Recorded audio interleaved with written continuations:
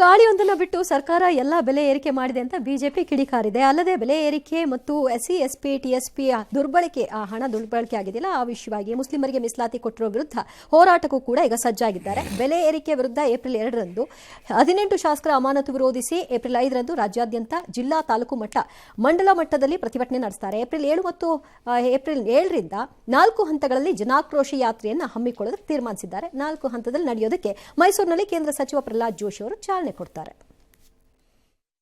ಕಾಂಗ್ರೆಸ್ ಸರ್ಕಾರ ರಾಜ್ಯದಲ್ಲಿ ಅಧಿಕಾರಕ್ಕೆ ಬಂದಾಗಿನಿಂದ ಬೆಲೆ ಏರಿಕೆ ಅಂತಕ್ಕಂಥದ್ದು ನಿರಂತರವಾಗಿ ನಡೀತಾ ಇದೆ. ಸಾಮಾನ್ಯ ಜನರ, ಬಡವರ, ರೈತರ ಒಂದು ಸಂಕಷ್ಟವನ್ನ ಅರ್ಥ ಮಾಡ್ಕೊಳ್ತಾ ಇರ್ತಕ್ಕಂಥ ಈ ಕಾಂಗ್ರೆಸ್ ಸರ್ಕಾರ ಶಾಪಗ್ರಸ್ತ ಆಗಿದೆ ಅನ್ನೋದನ್ನ ಈ ಸಂದರ್ಭದಲ್ಲಿ ನಾನು ಹೇಳೋದಕ್ಕೆ ಇಚ್ಛೆ ಪಡ್ತೇನೆ.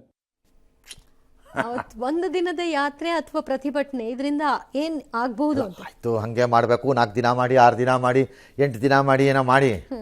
ಕಾಂಗ್ರೆಸ್ಸು ಶಾಪಗ್ರಸ್ತ. ಹೌದು, ನೀವು ಶಾಪ ವಿಮೋಚನೆ ಆಗಿದೆಯಾ? ಫಸ್ಟ್ ಆಫ್ ಆಲ್ ಕರ್ನಾಟಕದ ಬಿಜೆಪಿ ಕರ್ನಾಟಕಕ್ಕೆ ಶಾಪಗ್ರಸ್ತಾನೆ. ನೀವೇ ಅದು ಹೋಗೋದು ಯಾವತ್ತು ಅಂದರೆ ನಮ್ಗೆ ಅನ್ನಿಸ್ದಾಗ ಹೇಳ್ತೀವಿ. ನೀವು ಶಾಪಗ್ರಸ್ತರೇ. ನೀವೇ ಕರ್ನಾಟಕವೇ ಶಾಪಗ್ರಸ್ತ ರಾಜ್ಯ. ನಿಮ್ಮಂತಹ ಕಚಡಗಳನ್ನು ಸಾಕಬೇಕಾದಂತಹ ದೌರ್ಭಾಗ್ಯ.